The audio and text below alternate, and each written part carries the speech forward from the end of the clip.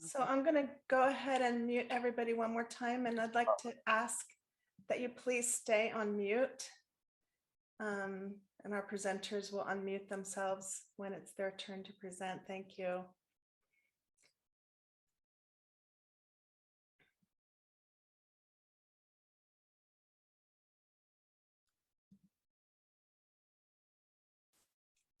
So Daniel. Okay, we're there. I I am so pleased to see so many people here. I'm going to use my notes so I don't stray. Hello, everyone, and welcome to our Zoom gathering, where we're here to learn and explore end-of-life Jewish spiritual practices. And I want to begin by thanking Ayala for organizing this event. She's done an incredible job. I also want to thank up front all the rabbis and teachers that have gathered here today to share in the conversation. So without further ado, let's begin with a song. Reb David, you're on. Good afternoon, everybody. From King David. Though I walk through the valley of the shadow of death, I will fear no evil. Gam ki elech begates al mavet, lo irara. For you are with me, ki ata imadi, ki ata imadi. For you are with me, for you are with me, for you are with me.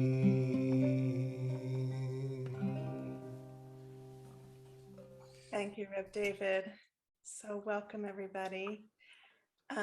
We are going to have our presenters each speak about a different aspect of Jewish end-of-life rituals, and they will each speak for just 2 or 3 minutes.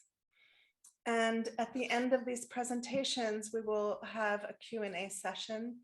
So I just would ask you to hold your questions until we do that. Okay. So our first presenter is Daniel Greenblatt. Okay. Hevreh Kadishah with an overview. All right, thank you. I just want to give an overview of the Hevreh Kadishah. Jewish tradition emphasizes simplicity, humility, and respect in caring for the dead. Hevreh Kadishah means sacred society or burial society.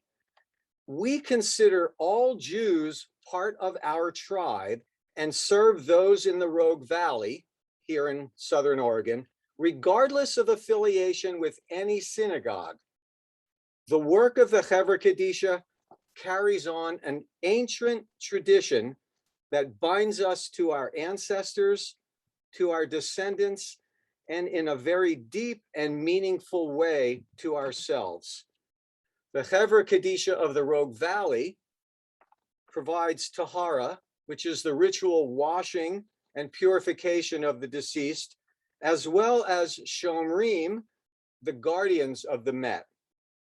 We're going to begin today with Rolf Albertson, who's going to start by sharing a history of the Hevreh, followed by many of the rabbis in our community, each of them touching on a different aspect of end-of-life Jewish spiritual practices. And again, as Ayala noted, there'll be questions at the end. Thank you, Daniel. Thanks. Ross, do you want to unmute? Good. I'd like to welcome everyone to this Zoom. And I'd like to give a quick overview of the history of the Hevreh Kadishah and how it got started. This was begun in 1988 when Fran Orich's father passed. And Reb Aryeh Hirschfield, Zil, was the rabbi with the Havarah at that time. And Matthew Ben Lasser was also involved with beginning that, and Matthew Zil. And the first Tahara that we did, it was Aryeh who called around to everybody and to get enough people for the Tahara. And that's how we begun. And not knowing exactly what we were going to do except for Reb Aryeh, he had a format and a liturgy from the community of Eugene. And we followed that to the letter. And one thing I'd like to say about that, it was years ago that Jackie and I, we were in Prague visiting the old Jewish community there. And we went into the synagogue, and upstairs in a small room was on the wall, it was printed part of this liturgy. And that was how they buried, because in that community, which gave validation to me that what we were doing, we were on the right track. We wanted to have, we formed a board.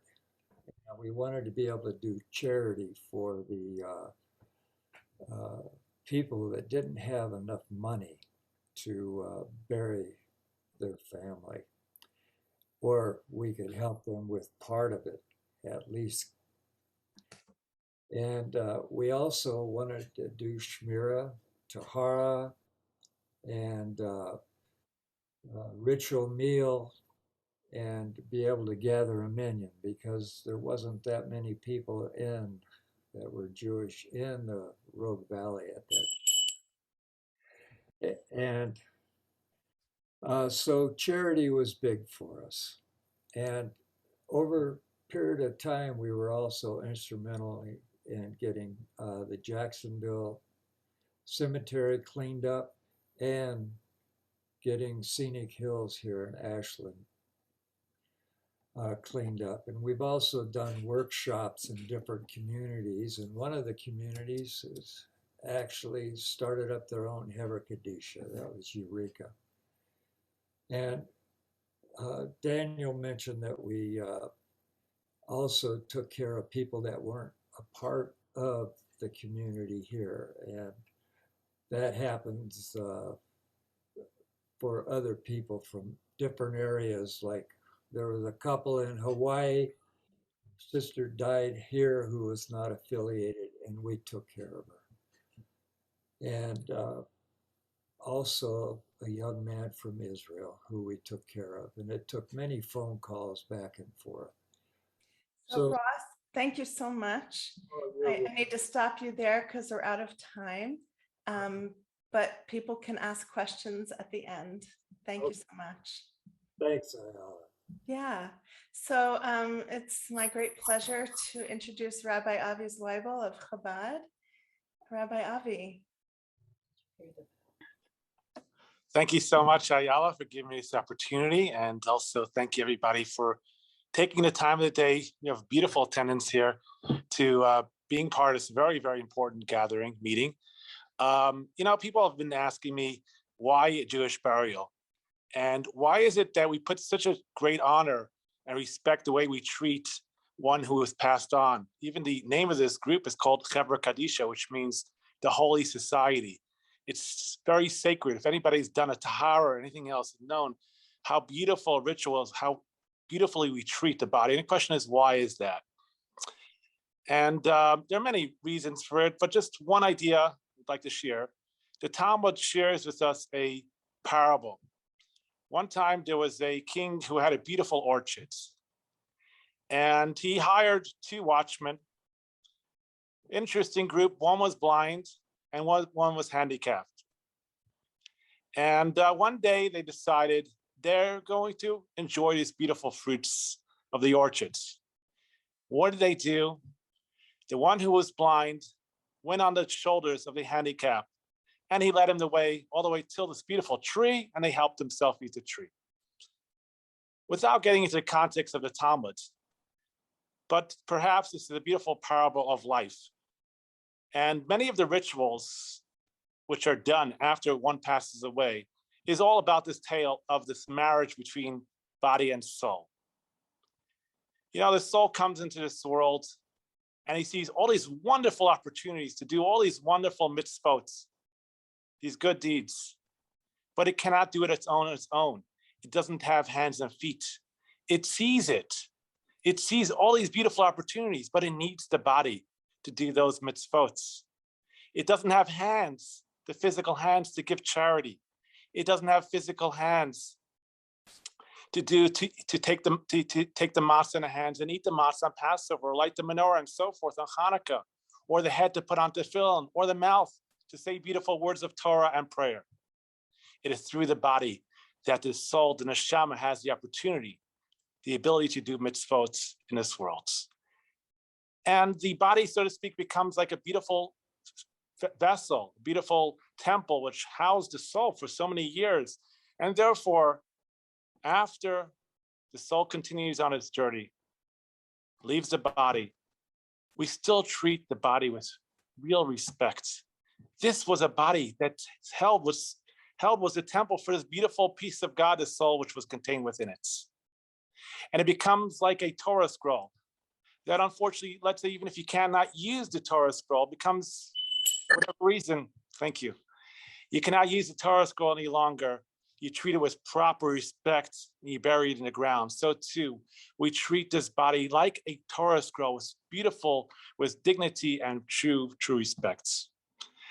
Just if I have another minute here, just conclude with a beautiful story of the Lubavitcher Rebbe about everybody is filled with mitzvot. And therefore we have to treat everybody with proper respect after they pass on this world. Someone came to Lubavitcher Rebbe and asked him, tell me, what does it mean the Talmud says that all Jews are filled with mitzvot, even the wicked? And he asked the Rebbe, if they are wicked, how can they do all these wonderful mitzvot? And the Rebbe responded, says, I have the same question. If everybody's filled with mitzvot, how can we call anybody wicked? And so to everybody has throughout life has done wonderful mitzvot, and therefore we take this time after they pass on. This is our final time to give them the proper respect that body needs. I'll leave you with those words. If anybody has any more questions, perhaps later on we can go back. Try to stick to my time. Thank you so much, Rabbi Avi. Sure, my pleasure. Our next presenter is Rabbi David Zaslow to speak on the levels of the soul. Thank you. I'm going to do a little screen share here and turn on my stopwatch here. In Judaism, we describe the soul not as many entities, as a single entity, but it's got different levels to it. And so when we go to a gravesite, we're touching the level of what's called the nefesh, the level of the soul that stays in this physical world. It's why we have things from our parents who may be deceased or grandparents, and why they mean so much to us, because there's a little bit of nefesh, a little bit of that physical, of that soul that rests in the physical world. Then sometimes you'll hear people say, well, somebody lives on in our hearts. And that's the level of ruach. And the level of ruach is sort of the emotional level of the soul, where when we remember something, we're lighting up their soul. So whether it's the level of nefesh, like if we go to a gravesite and put a stone on the gravestone, it's lighting up their soul in the other world. And we remember them, it's lighting up that level of ruach in the other world. Now, very often we have the word neshama, which is a very more popular name for the soul, but it really is a deep, deep level of the soul where it's actually a spark of God that comes into this world, into each one of us. And every one of us, our soul is not our personality, it's not our egos.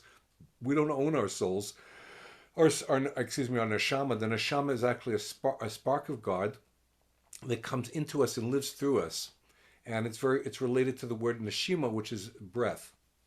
On the fourth level of the soul is called chaya.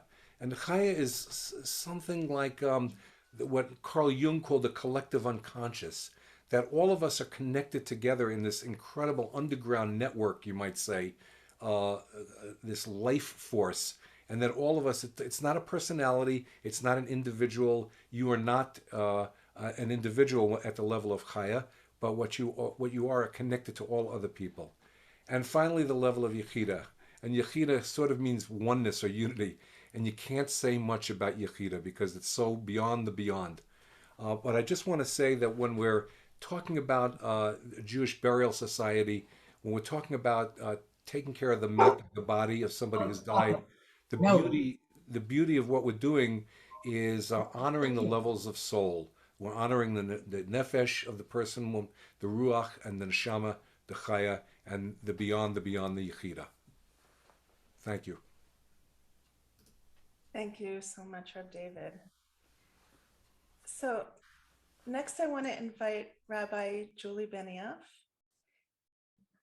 to sing a Hebrew chant for us, whose words mean love, compassion, kindness, and peace, because all of these are interwoven into these rituals and these holy work that we do at the end of life. Rabbi Julie.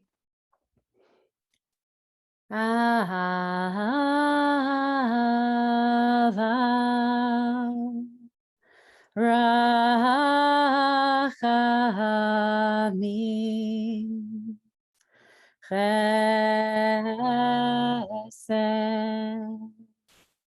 Shalom,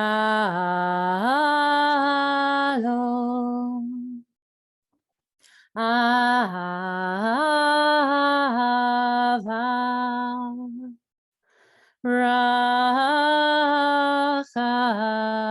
Rachamim, Chesed,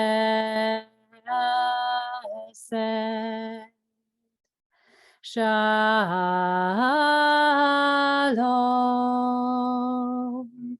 Ahava,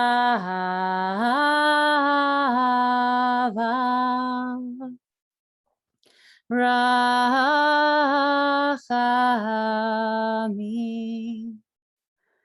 Chesed, Shalom.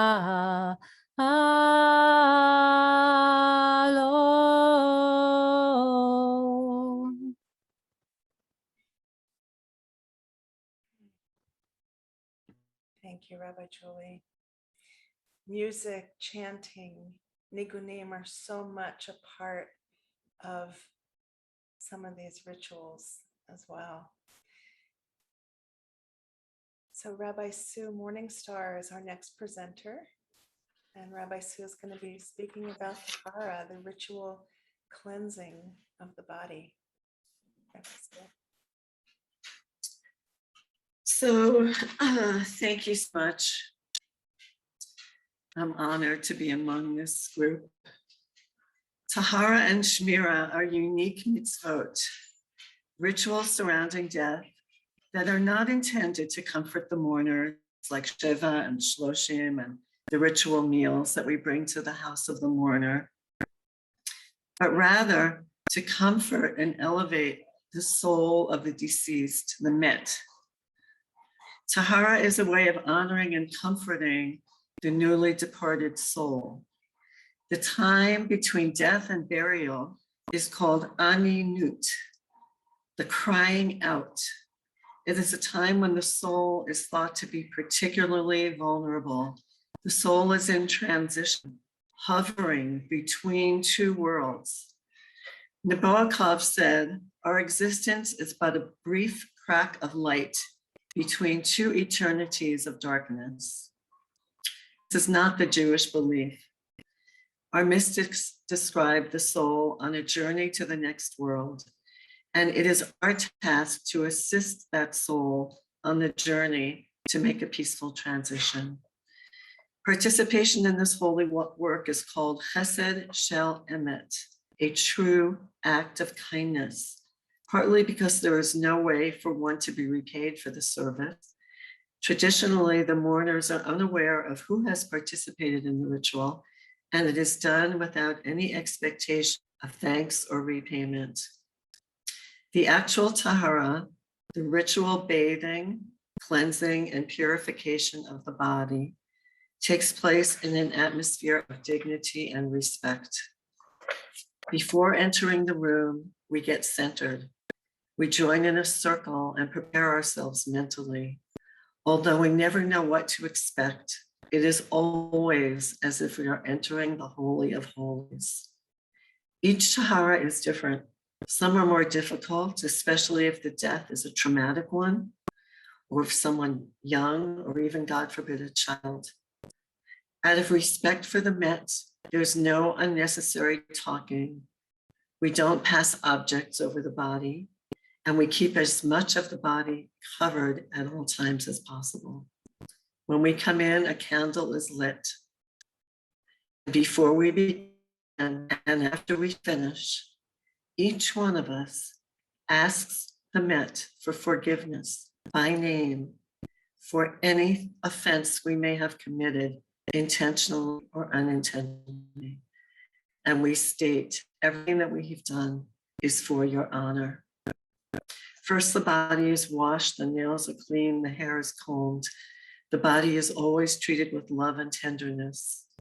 After the washing, we perform the tahara, the immersion, where we pour 3 pails of warm water over the body while saying tahorahi, tahorahi, tahorahi. She is pure, she is pure, she is pure. Then the Met is dressed in white linen garments and placed in the coffin, along with a small amount of holy earth from Israel. Throughout the process, we sing, we read psalms, and we recite prayers as we bless the soul on its journey. These burial rites emphasize simplicity, humility, and great respect for the Met. The body is never left alone from the moment of death until burial. Equality is the rule, as all people, rich or poor, are dressed in the same traditional white shrouds and each placed in the same plain wood box. The mystery and closeness to death invokes a sense of awe as it draws us closer to the essence of what it means to be human. In one way or another, we have all felt it, we've all been moved by it, and we have all been transformed by it. Thank you. Beautiful, Rabbi Sue. Thank you so much. So our next presenter is Rabbi Jackie Brodsky, who is going to expand on this teaching around Tahara. Thank Yes. you. Yes, thank you for going before me, Sue. It was wonderful. So I would call this Tahara Part 2. And I want to share with you a teaching I heard at a chaplaincy seminar at the National Association of Jewish Chaplains, which I was a board certified member of while I worked for 14 years here in the Valley as a hospice chaplain.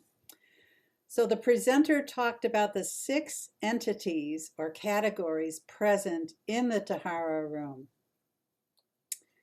The first, of course, is the deceased or the Met.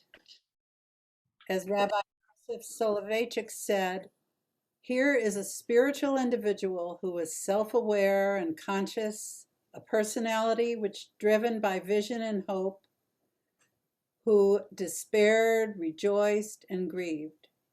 And I would add, this person who has so much to tell and teach us no longer speaks, so we must listen deeply. The second entity is the divine, the Holy One.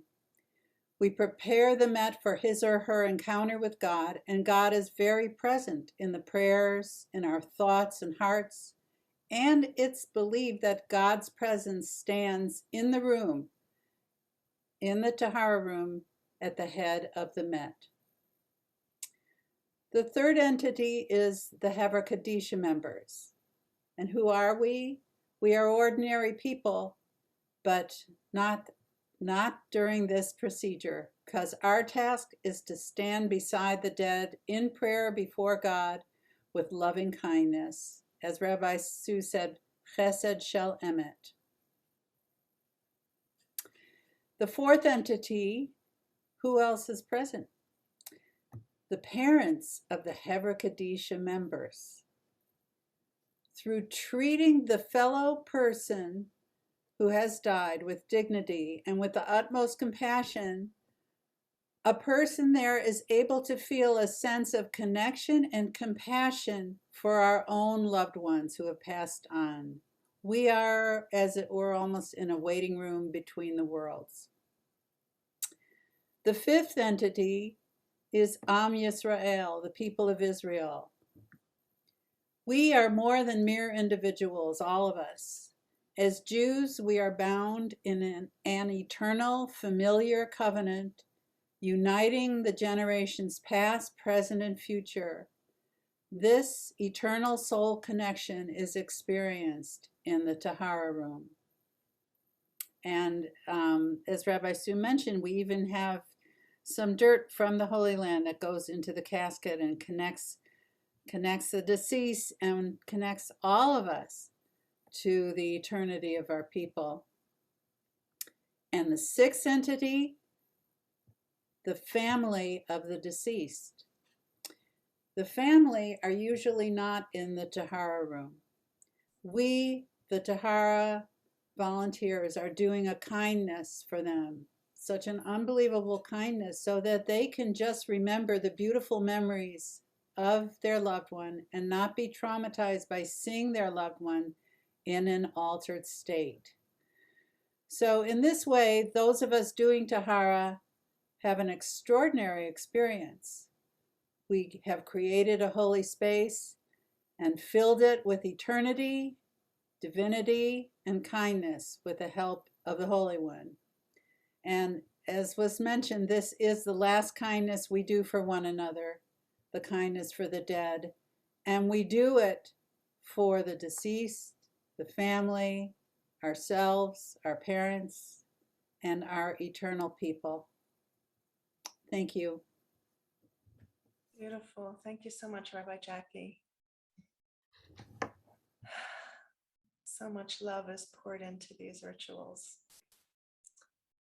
So next I want to invite Rabbi Julie back to speak about the burial garments and the coffin. Thank you. It's such an honor to be here today.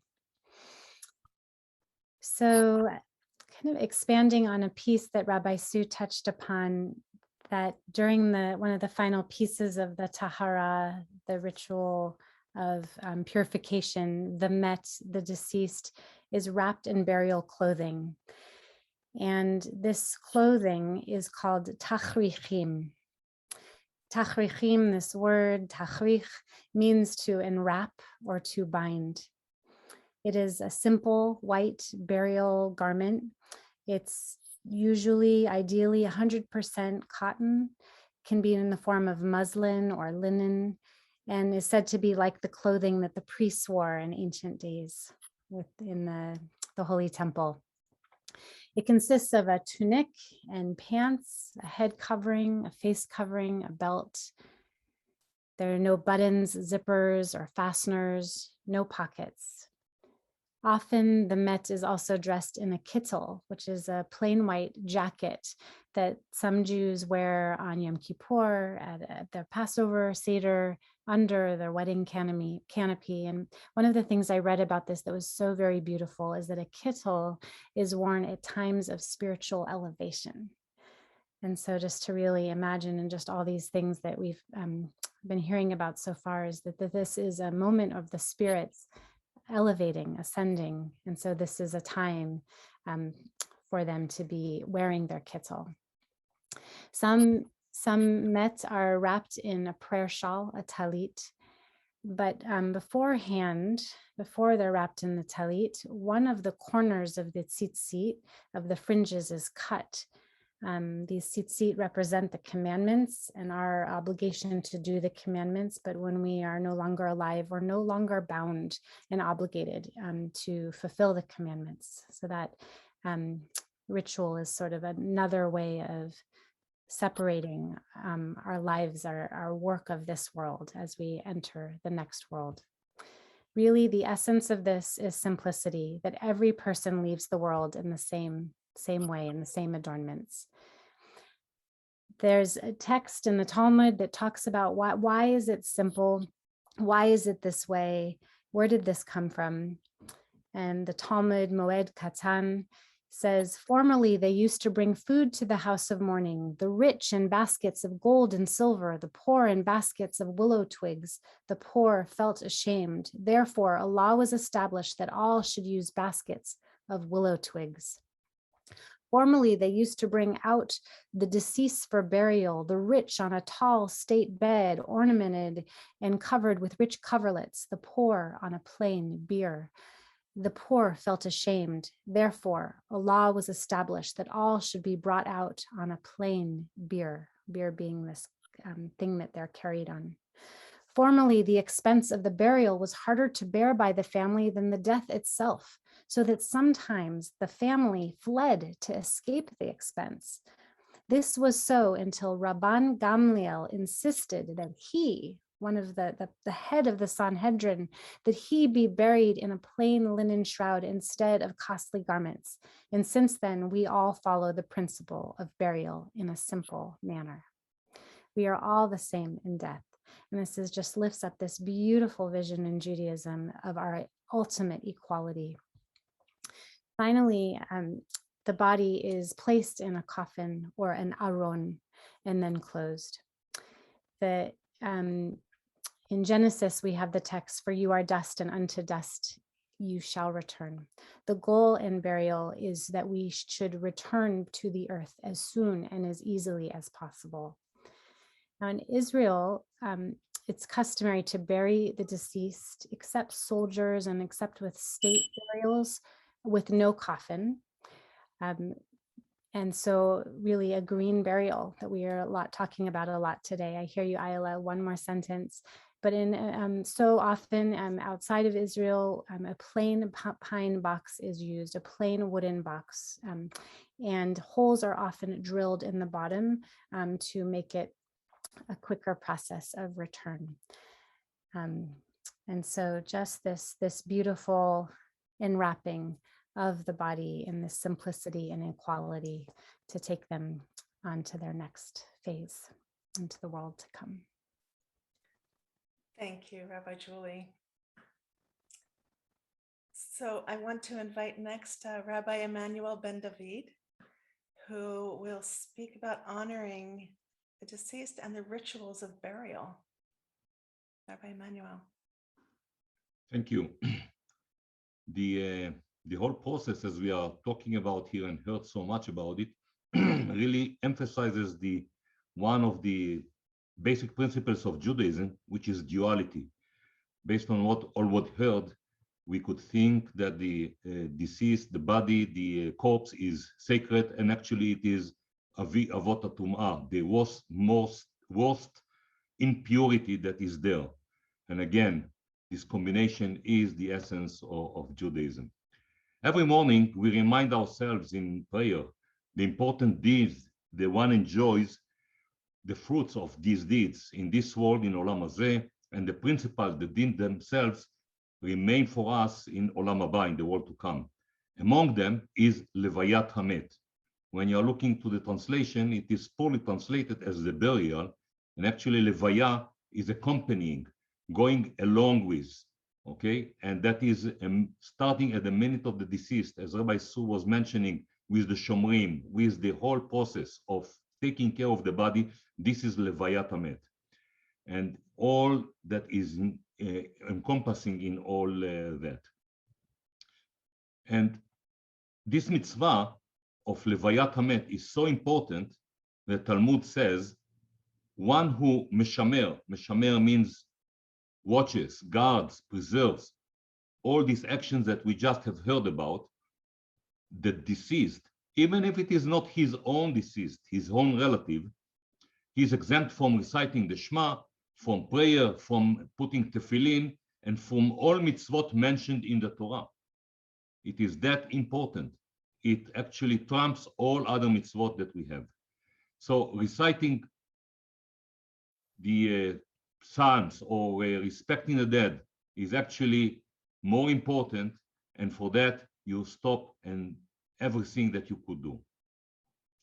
The Rambam is telling us in Hilchot Tshuva the following: one who committed a sin against a friend and the friend died before he could ask for his forgiveness should bring 10 adults, a minyan, to the grave and there say, I have sinned to God, the Lord of Israel, and against this man, naming the name of the person that he was sinning against, and I've done thus and thus, and actually listing out those names of sins and misdeeds that one person, and asking forgiveness from the deceased and being granted by the minyan of people that are accompanying this. Along what Rabbi Su was saying it, how we are doing in the Tahara, I used to, when I am conducting a funeral, I'm saying the following at the end of the funeral. Dear, and I name the person name, okay? In the name of all the friends that took care of you, in the name of your family and all the acquaintances that are here, I humbly ask for your absolution and forgiveness. If, heavens forbid, we faulted in any way, in the Tahara, in the carrying the bed, in preparing the grave, please forgive us. It was an inadvertent mistake. As all that we did and we intended to do was to honor and respect you according to our Jewish tradition and customs.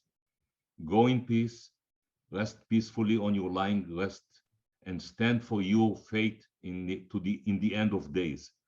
Please be a good advocate for your family and friends. Life and peace will be upon us and all Israel forever. Amen. Beautiful. Thank you so much. So I am next in line here. I'm going to be speaking about Shiv'ah. So this word Shiv'ah, the Hebrew word whose root literally means 7 and sitting, is the week-long mourning period following the death of a close relative. And it's often referred to as sitting Shiva. It is sourced from the Torah when Joseph observed a mourning period of 7 days for his father Jacob. The ritual begins following the burial. The mourners refrain from work and maintenance life and have the space and time to be with their grief. Friends and family members take over the tasks of daily life, organize meals, etc.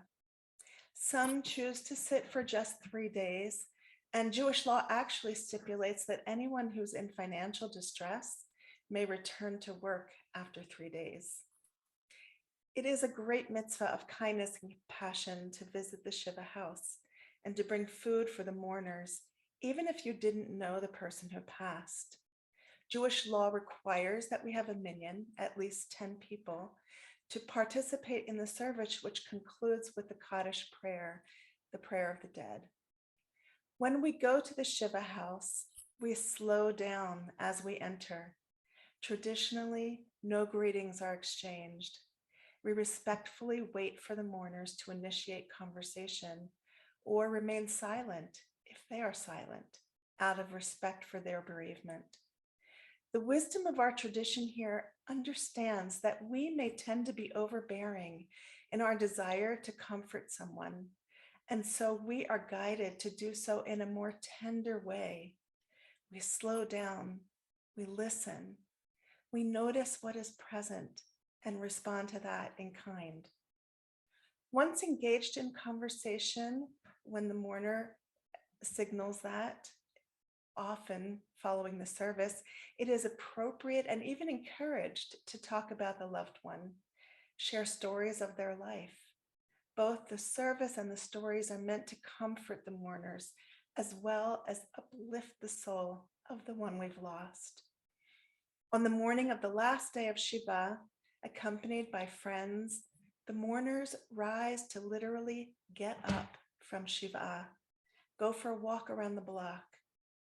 Of course, the grieving doesn't end there, but having been in a cocoon of sorts, remembering and grieving, sharing stories and feeling the loss, after 7 days, people tend to begin to feel ready to integrate this loss into their lives. Losing a loved one is never easy, but if we slow down and allow ourselves to be taken care of in those days immediately following the death, we can begin the journey to healing. Amen, amen. Thank you. Thank you, Ayla. Well, I think we're doing great. We're keeping on time. Everyone's had a chance to present a lot of information. I have some notes to share, but before I even share that, I want to say that all the mitzvot and everything that the rabbis spoke about, they all take people to make them happen. So they're all wonderful, but they actually take hands-on. So let me talk for just a few minutes about the importance of joining the Hevreh Kadishah. If you're not in the Rogue Valley, search out a Hevreh Kadishah near you. The Hevreh Kadishah depends on volunteers for all of our services. Volunteering with the Hevreh Kadishah is a great way to stay connected with our ancient Jewish practices. Should a person consider volunteering for the Hevreh, here's just a little background. Here's some nuts and bolts.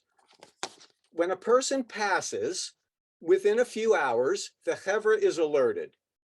After one of the Hevreh coordinators, it could be Ross, it could be myself, it could be Susan or Larry, a few other people, we consult with the funeral home, then we set up a time for the Tahara, and then we start calling volunteers to help with Shmira, guarding the Met, or the Tahara, knowing that as we make these phone calls, most of the people are not going to be available tomorrow to help us because it's short notice. If you agree to become a Hevreh Kadishah member, we add you to our phone list, and 3 weeks from now, if somebody passes, we give you a phone call and we say, we have a Tahara tomorrow afternoon at 3. Can you make it? You say yes or no. There's nothing wrong with saying that you can't make it tomorrow, and we understand that. But if you do agree to become a Hevreh Kadishah member, we want you to know that it will always be inconvenient when we call you. We're going to call you with no notice and say we have a Tahara tomorrow, or we need Shomrim tonight. And so if you're a person that can be available, great. And if you're willing, sign up. And if you sign up and we call you and you say no hard feelings, we'll call you next month. If anyone has questions about joining the Hevreh, I, along with many of the rabbis, will be around after the meeting to chat. If you'd like to be added to the Hevreh Kadishah list and become a member, I'm going to need your name, your email, and your phone number, and you can just put those in the chat. And in addition, I'm available all the time to discuss it, and I'm sure Ross would be happy to as well. We need new Hevreh Kadishah members in order to do this holy work. I don't know what else to say other than thank you so much for coming. Remember to stick around for the Q&A, and we're going to close with a song by Rabbi David. Can I just add one thing, Yeah, Daniel? Yeah. If somebody is new and has not done Tahara, they should not feel like they're just going to be thrown into the pool and sink or swim. We'll bring you in, and all you do the first time is watch and get familiar. And you may see it and say, oh my God, I thought I wanted to do this, but it's not for me. Thank you very much. And you may say, this is beautiful. Next time I will be an active participant, or I need one more time to just be an observer. And it's a very gentle, slow, easy process. Thank you. Thank you so much, Rabbi Sue. That's so important. So if you want to participate in the Hevreh, you can put in the chat to Daniel. Doesn't have to be open to everybody. Your name, address, your email address, and your phone number. Reb David. Thank you. The world is built with love. Olam chesed yibaneh, yadadai, dai, dai, dai, dai. Olam chesed yibaneh, yadadai, dai, dai, dai, dai. Olam chesed yibaneh, yadadai, dai, dai, dai, dai. Olam chesed yibaneh, yadadai, dai, dai, dai, dai. I will build this world from love. Yadda-da-da-da-da-da. And you must build this world from love. Yadda-da-da-da-da-da. And if we build this world from love, yadda-da-da-da-da-da, then God will build this world from love. Yadda-da-da-da-da-da. Olam chesed yibaneh. Yadda-da-da-da-da-da. Olam chesed yibaneh. Yadda-da-da-da-da-da. Olam chesed yibaneh. Yadda-da-da-da-da-da. Olam chesed yibaneh. Yadda-da-da-da-da-da.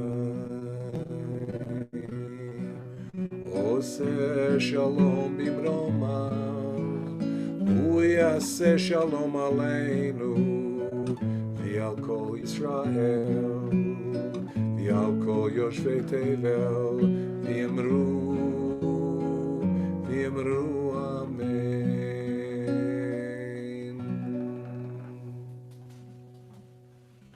Thank you so much, Rabbi David. And I want to just thank all our presenters. You were all so good at keeping your time. I appreciate that so much. Thank you. So we're going to open it up now to Q&A. And if you have a question, you can either post it in the chat, or at the bottom of your screen, you'll see something called reactions. And if you click on that, you can then click on where it says raise hand, because if you do that, then I will see very clearly that you have a question, okay? And I will call on you. And if you are on a phone and that's difficult for you, you can unmute and state your question, okay? We'll answer as many questions as we can. And some of us will stay past the time if need be to continue this discussion. So I'm going to call on Marla Spire. And please tell us. Yeah. So I'm Marla Spire. I live in Bend, Oregon, and I have started, and needless to say, the pandemic has been incredibly difficult for our Hevreh Kadishah, and we haven't met at all. And my comment is that in a very small community with an incredible diversity of Jewish observance, we have varied the kosher nature of our tahara. And we have at one time, there were 16 women who did tahara of a beloved woman in our community. I've done tahara in the hospice house. I've done tahara in homes. I've had, and I disagree with one little piece, and that is that it often can be very healing for a family to actually do the tahara for a deceased, because my whole family did the tahara for my father, and a young man in our community who took his own life, his family did the tahara for him. And it was one of the most healing times I've ever seen. Beautiful. Thank you, Marla. So can I respond to that? Please. So I have mixed feelings about that. And I have been at taharas where there were family members and they have been beautiful. The reason that we don't recommend that, or that it's not the tradition, is that the ritual is for the soul to pass in a gentle way. And so there's the belief that the family members kind of bind the soul more to the earth and make it more difficult for the soul to rise. That's one piece of it. The other piece is, if it becomes more of a tradition for family members to engage in the ritual, then there can be some kind of a feeling of, I should be doing this. I'm not a good enough daughter. My friend did this for her mother. I don't feel like I want to do this for my mother. And the mourners shouldn't have any of that feeling of obligation towards engaging in this ritual. So I used to be very, very firm about never having family members in the Tahara for those reasons. And I have participated in beautiful, beautiful rituals where the daughter was there, the family members were there, and it was just amazing. But I think a general rule for those reasons, we want to say no. And you know how with converts, you're supposed to say no 3 times? I feel like with this, we should say no 3 times. And if the person is really insistent and says, I really want to be there and feels that it's their place, of course, then that person, of course, should be there. But it shouldn't be our automatic response to say, come on in and let's do this with your mom. That's my own personal feeling. I didn't mean to bring up that confusing a subject. And obviously every single time, I mean, we've done truly kosher and we've done truly very specific for that family and that person. Right. And I'm very glad you brought it up because I did want to mention that. So thank you, Marlis. Yeah, and thank you, Rabbi Sue. Rabbi Jackie, you have your hand up.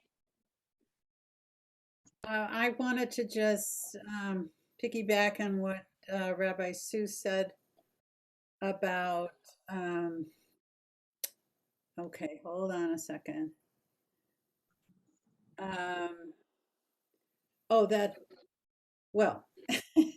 Okay.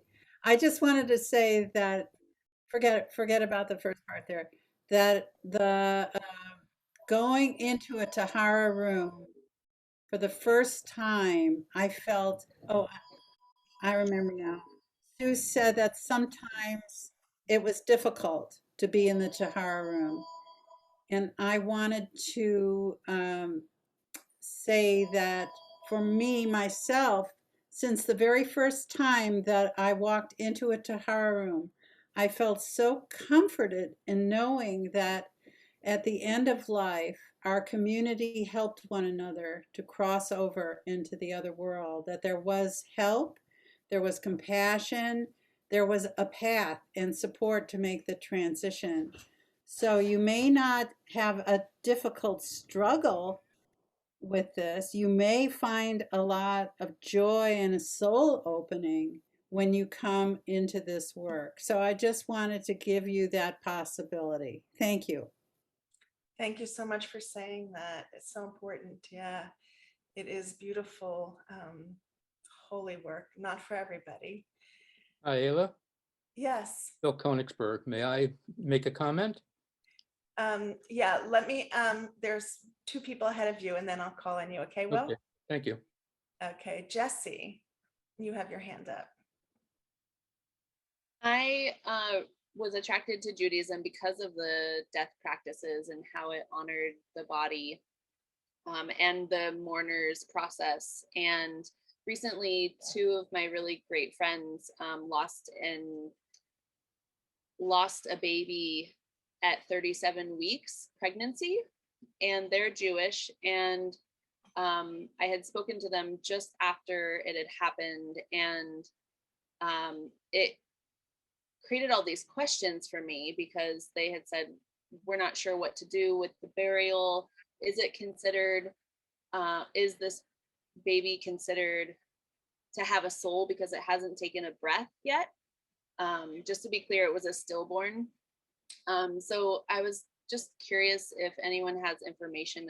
They've fully done a burial since then, but I'm just seeking more understanding on my own part of what happens with like unborn infants with death practices. Thank you for your question. Would one of the presenters like to respond to that? I know it's complex.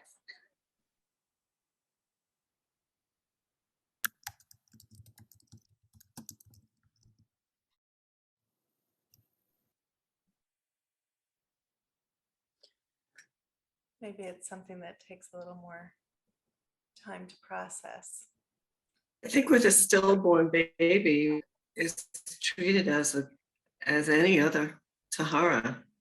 It's treated as a soul that was born and is now leaving to the next world, and is treated, the sort of process of cleansing the body and purifying the body is done.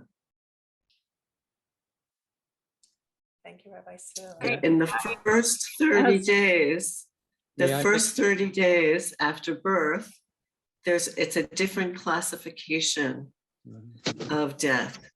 So the Shiva and the death rituals are different. But I believe the Tahara is the same. Thank you. Is that right? Thank you. This is another one that I wouldn't necessarily follow every one of the kosher law. And I would do what served the baby soul and the family. So Rabbi Emmanuel, you want to respond to that? Yeah, just adding that a miscarriage, whenever it happens, the way it happens also determines what we are doing. If it's like 7 months and it is kind of a process of birth, whether it is quote unquote natural or C-section or something like that, it's one thing. And if it is like a miscarriage in a very early phase, it's a different thing. So the answer to this question is very specific to the case. Thank you. Rabbi Avi, I just want to say that I can't see your video right now. So if there's something that you want to respond to, let me know. Okay. We have another question from Johnny Dale. Unmute. Hi, can you see me, hear me, all that? My question is this, that we now have the Green Cemetery, the Green Forest up at the Willow Wit Ranch.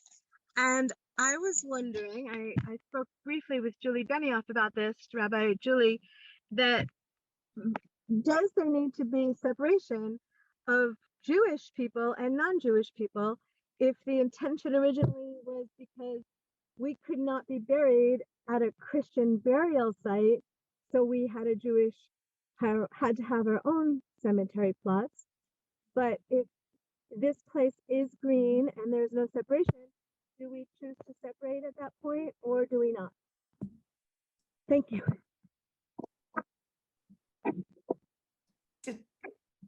Rabbi Julie. Yeah, we were at Willowit the other day and had this conversation a little bit about this. And one of the things I talked about, or one of the things I'm thinking about right now, is that actually we have set aside some land up there already as a Jewish space. I'm not sure if that was known, so that's something we've done some of, and we might do more of.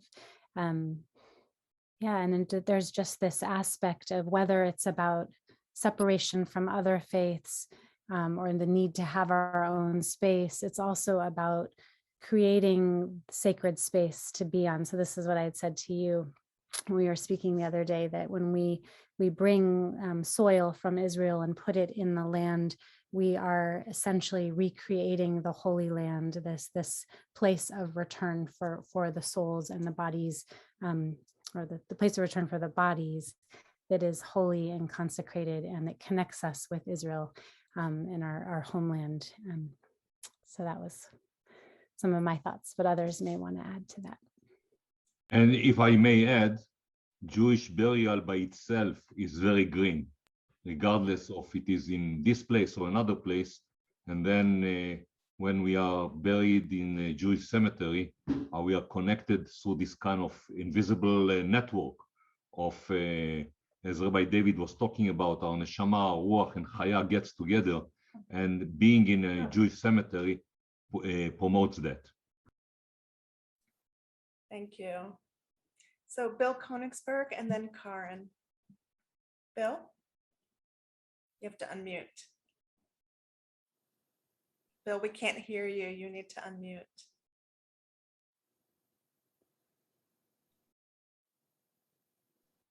Are you there? Yes, thank you. Okay. I'd like to make a comment of having been part of the Hevreh Kadishah for the last 30 years since I moved to the Valley.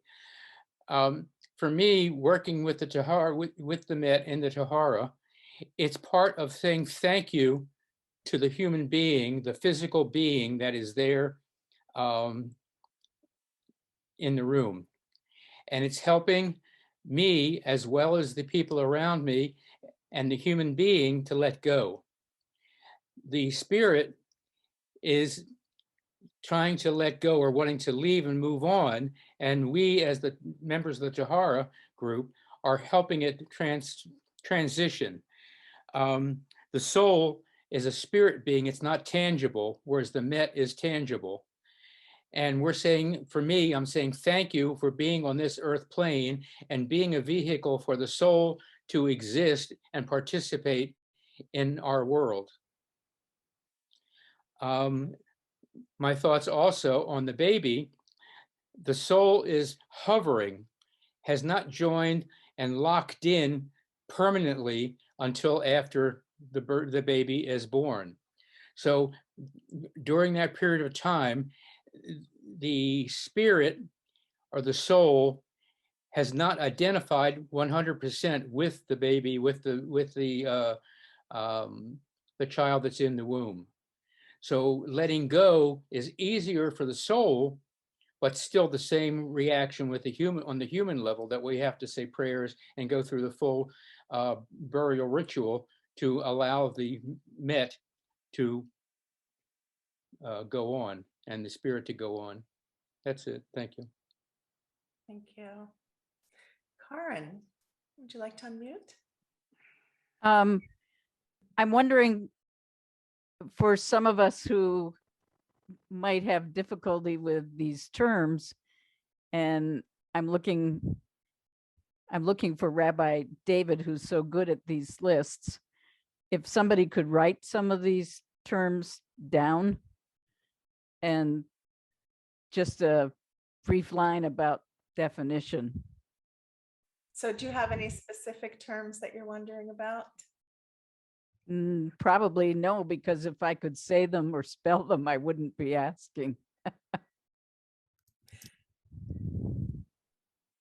I wonder, Daniel, does the Hevreh Kadishah have such a booklet or a list with terms like neshama and met and tahara, things like that? Unmute. We have some information and I'd be happy to share it.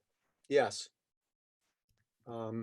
So maybe Karen, you can put your email in the chat for Daniel, or I can do that for you if you want. And I'll tell you, while I'm unmuted for the moment, I just want to clarify one thing that seems a few people still have questions. The Hevreh Kadishah serves all the Jewish community. It's not the Chavarahs, it's not the temples, it's not the Chabads, it's everyone. If you're Jewish, you're ours. If you're in the Rogue Valley and you're Jewish, the Hevreh Kadishah will take care of you. Whether you're affiliated, you're not affiliated, makes absolutely no difference. Thank you, Daniel. And, you know, Rabbi David once shared with me this beautiful teaching that all of the Jewish cemeteries throughout the world are all connected.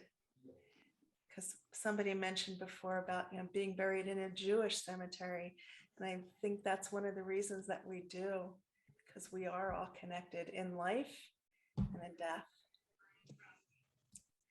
So do we have any more questions? I just wanted to mention there are some great resources for people who really know nothing. A time to mourn and a time to comfort, mourning and mitzvah, and a Tahara manual. And I can put those in the chat. That'd be great. Thank you, Marlis. Any other questions or comments or wonderings?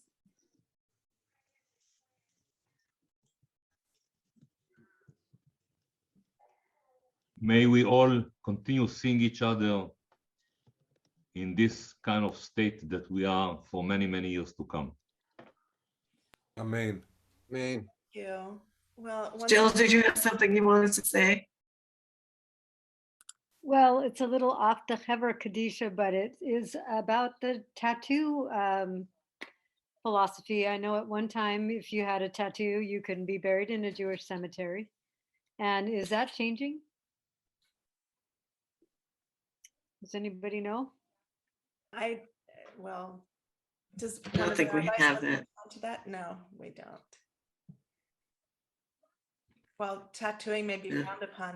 I don't believe there's a law, and I could be wrong. Somebody correct me, one of you rabbis, but I don't think It's there's a myth. law. Rabbi says it's a myth. We don't exclude people from the Jewish cemetery for any reason. Thank you, Rabbi Avi. Thank you, Rabbi Sue. And there is also the question of who runs the cemetery and who runs the Hevreh Kadishah and so on. And the denominations also affect it, whether it is Jewish enough or not Jewish enough, and it's unfortunate sometimes and can hurt people. And this is something that probably that's not the place to talk, but it's really something that we should work better on that on elements as well. Thank you. So if there's no other questions, I've got a question. speak. Yes. Say who you are. I can't see you. Yeah, Stephen Frumkes. Okay. I have a question about how the Hevreh Kadishah handles and looks at cremation. That's a good question. Who would like to respond to that? I'll take a shot at that. Steve, many years ago, maybe 25, 30 years ago, I was looking into why, for example, in Hinduism, some parts of Hinduism, cremation is encouraged, and why in Judaism it's more than discouraged. We don't do cremation traditionally. And I asked, it happened to be a Chabad rabbi that I asked, why don't we do it? And his answer to me was really fascinating. It's not a moral issue. It has to do with the soul. The soul responds to fire differently than it does to the earth, different than it does to burial. And so with the idea of reincarnation and then the neshama rising to heaven and then coming back down quickly, fire moves the soul along very quickly. And it's almost like in Judaism, we're saying, no, slow down. We're saying to the neshama, take your time, be here on earth. So about a month later, I met a Hindu priest, and I said to the priest, why do you encourage cremation? And he gave me almost the exact answer, but from the opposite point of view. He says, well, we want to get the soul moving along so that it reincarnates really quickly. So it really needs to be said, it is not a moral issue, right? It's not immoral or bad. We want to say to the soul, slow down, be in the earth, let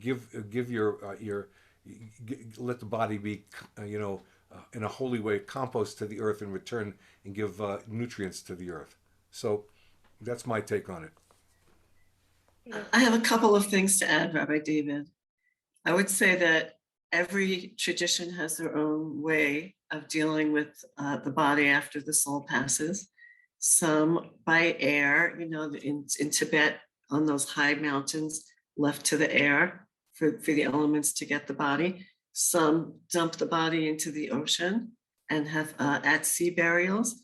Then there's cremation, and there's the earth, water, fire, air, right? And this is our tribal way, is earth to earth, ashes to ashes. We believe in putting the body in the ground. However, Reb Zalman has taught that if you have someone in your family that needs to be cremated, wants to be cremated, is cremated, you can bury the ashes in a Jewish cemetery if that is okay with the person. And that also serves to put the body into the earth. And we have done taharas for people who were later cremated, who want that, or whose families want that. It's not the 100% kosher way of doing it, but it does give an element of or traditional ritual to someone who is choosing a different way. If I may add to Yes. that conversation. So and I follow on what you were saying, Rabbi David, is that because of part of the Tchiyat HaMetim, the resurrection of the dead, that is a point of content. Why not cremate? Because then there is no, and we all know the story about the bones that are joining together and getting on flesh and skin and blood, and this is the way of creation as this resurrection, sorry, as described in the book of Ezekiel. However, and that is a question that came very seriously after the Holocaust. And the question is, all those righteous that were dying on Kiddush Hashem and were burnt and in the crematoria, what happens with them? And the teaching and there is responsa and halacha actually that comes as a result is that resurrection is happening from, can happen what is called etzem haluz. That's kind of a bone that no one who ask any orthopedic surgeon won't know where it is, and it is this doesn't actually exist, if you will, on one hand, and the other hand, it's the one thing that does not consume in fire. So we have a solution, a halachic solution in cases of that is what is the need. So still, would I encourage people to do cremation? Most likely not. However, if this is the will of the deceased, if it is this what is really comforting the family that accompanying the deceased, then I would try to see how we can comfort together and follow on with that, because there are halachic solutions for that. Thank you, Rabbi Emanuel. I just want to share that when my dad passed about 20 years ago, my mom had really struggled with the idea of burial, and she wanted to have him cremated, even though he had not expressed that desire. And my sister and I were really upset about it, and we invited a rabbi to come and speak with her and discuss it, so it wouldn't be charged with us emotionally. And this rabbi, I think very wisely, said to my mom, you know, we lost so many Jewish souls in the Shoah that were burned, and we don't want to burn any more Jews. And that hit her in a very deep place, and she was able to resolve her fear around burial. So just wanted to share that. Thanks, Rabbi Jackie. I mean, thank you, Ayla. Sorry. I almost ordained Ayla. Rabbi Jackie, yes. Yeah. On that note, I always had a real feeling against cremation also, and the whole idea of burning, and I'm not going to go into that, but I did see how they do that in a funeral home, and it was difficult for me. Then I went to a seminar, another seminar, and it was Rabbi Elliot Dorff started talking about this attitude that we have about cremations, and he opened up the door saying, look, in the scriptures it says that God formed us out of the dust. So, you know, this fear we have of maybe not being whole enough if there's ever any kind of returning to life or whatever, it's like that's how the original Adam was created. So it's really not so out of the question. It's really not so unconnected to even our scriptures. So there can be an argument for cremation.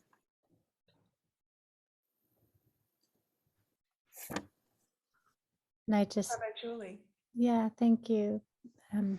such a rich conversation. I just wanted to add, for those who don't know, is that there are places in both the Scenic Hills Cemetery as well as at Jacksonville Cemetery and at the Willowit Cemetery for cremains.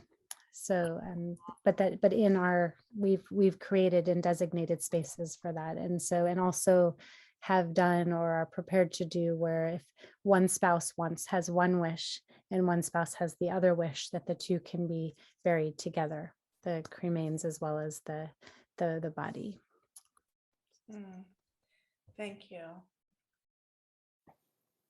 Any other questions? Rabbi Jackie, or was that Ross?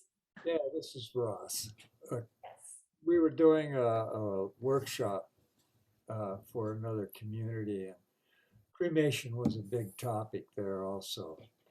And I really didn't know what to say because everybody, draws the line on what they believe, what they don't believe. And this older man, he said something that stuck with me. And it doesn't have to do with mysticism or any halakhic thing or what the Torah has to say. He talked about, he says, when you bury, it gives some place for the family to go. And the immediate family that's left behind, for the children, for the children's children, and the children's children. And it gives them a sense of roots, where they came from. And he says that's important. And I'll leave it there and just wanted to throw that in the mix. Thank you so much for saying that. Yes. And I do want to add to it that our people, the people of Israel, are doing so much effort to bring the dead back home to Israel, burial of Israel, Kvurat Kever Israel. If it is taking even 30 years or whatever number of terrorists that are needed to be exchanged for two bodies, Israel is going to do that. It is that important. Yeah, There's a beautiful, go ahead. There's a beautiful book called The Last Jew. It's about the Spanish Inquisition and really brings you there. And as people were leaving Spain with a bag of their possessions on their backs, they stopped at the cemeteries and said goodbye to their ancestors. And it's just so moving to me that was such a big part of what they had to leave behind. So thank you, Rabbi Emanuel, for mentioning that. It's really, really important. Yeah, it's real. Any other questions? Comments before we close? If I may suggest that people that are interested in the deeper discussion, questions, they can address any of us, the presenters or others, and reach out. And I think that all of us will be more than happy and willing to engage in conversation, in teaching, and the comfort of others that struggle with this. So as far as I'm concerned, providing my email and my phone number is very welcome. And please, in the summary or whatever announcements come out, you can put it in. Yeah, we don't have a registration here, so I don't have contact information for everybody here. But if that is something that you are wanting to contact one of our rabbis, you can put your, you can write to me in the chat if you want, and I will convey that to them with your email address and your phone number. Yeah, so feel free to do that. Someone did ask about being able to see the recording. I think they had to leave early. Yeah, so I'm going to be sending a link to all the presenters. And if anybody wants to contact me, I'll put my address in the chat. and I can send you the link of the recording when it's ready. Okay. And once again, as Daniel Greenblatt was saying before, if you're interested in joining the Hevreh Kadishah or coming to witness a Tahara, to consider if that's right for you, or maybe just being a guardian of the body, please get a hold of Daniel. He's got his phone number right with his name. For those of you who are in Portland or Bend or other communities, contact your local Hevreh Kadishah. All the Hevreh Kadishahs are very discreet. You hardly know who they are in your own community, and all the communities, many of the communities, need people to volunteer. Thank you for reiterating that, Rabbi Julie. Just to build on what you just said, Rabbi David, the Shmirah is this piece of the guarding of the body is part of Hevreh Kadishah, but it's also different. And it's something that's done during the night and at all the hours that are leading up to burial, as was said. And so it's a different level of commitment. It's a different kind of experience. It's also just beautiful and sacred and deeply holy and meaningful.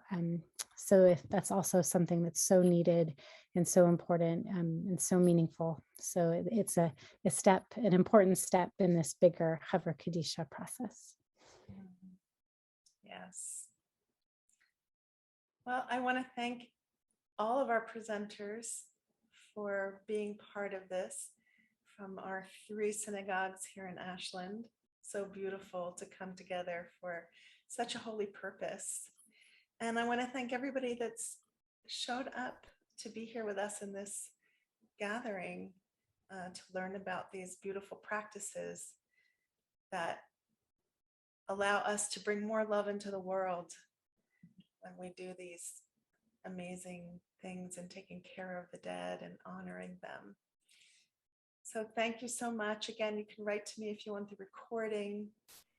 And thank you for being here. Thank you. Thank you. Thank you. Thank you, everyone. Thank you, Daniel and Ayala.